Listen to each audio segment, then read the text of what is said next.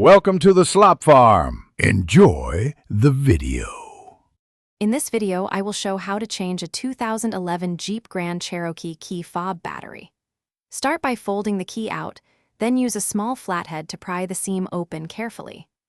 Remove the circuit board gently, note battery orientation, replace with a CR2032 cell, reassemble, and test the remote from a few feet away to confirm lock and unlock functions. Shop for OEM or reputable aftermarket batteries for best results. First, gather a small flathead screwdriver, a CR2032 battery, and a clean towel to protect parts.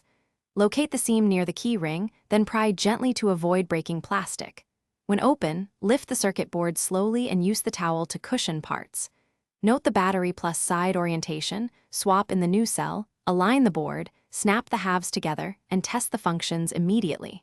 Replace worn cases to prevent future failures.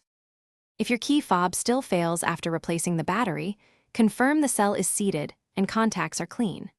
Use isopropyl on a cotton swab to remove corrosion and dry fully before testing. Try the key inside the ignition or press buttons near the vehicle receiver to resync signals. If problems persist, check spare fob or consult the owner manual and contact a locksmith or dealer for diagnostic programming or deeper electrical issues. Thanks for watching. Consider subscribing if we helped you today.